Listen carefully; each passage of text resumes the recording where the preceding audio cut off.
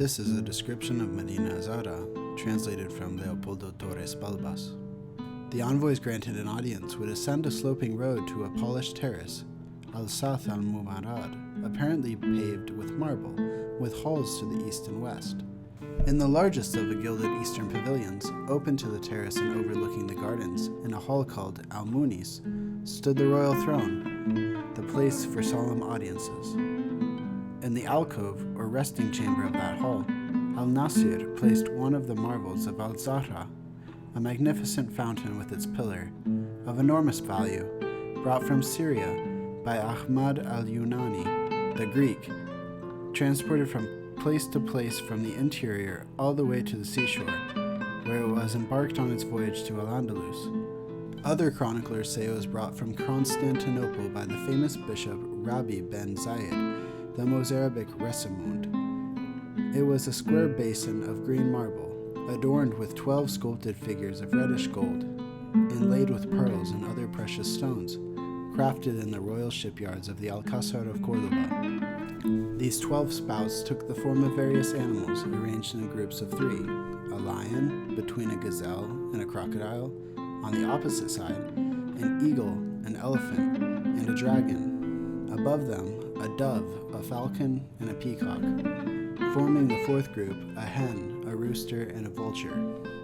The same Rabbi ben Zayed and Ahmad al-Yunani, whom one chronicler supposes made the journey together to the eastern Mediterranean, also brought to Cordoba, along with the fountain just described, another, larger one, likewise praised as an extraordinary and exceedingly precious work. This latter piece was a basin of white marble, richly carved, with gilded reliefs depicting human figures. Both of them alone, says Ibn Hayyan, formed the chief ornament of the palace.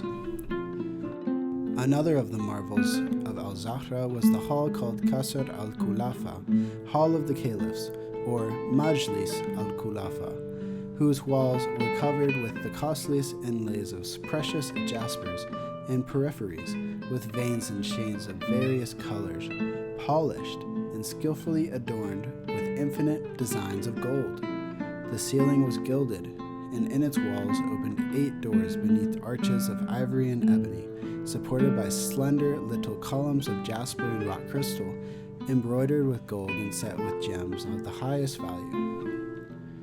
Ibn Bashkuwal recounts that in the center of the hall there was a large basin filled with mercury. When the rays of the sun struck it through the doors, the effect was one of total dazzle.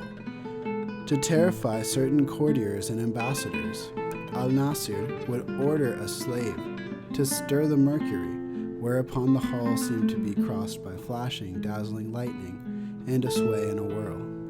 In its center, suspended from the ceiling, was the pearl presented to al-Nasir, along with many other gifts, by the Byzantine Emperor Leo. The tiles that roofed the hall were plated in silver and gold. The source for this video was Espan Musulmana Tomo 5, Arte Califal, by Leopoldo Torres Balbas, pages 436 through 437. If you enjoyed this video, please like and subscribe for more content. Thank you.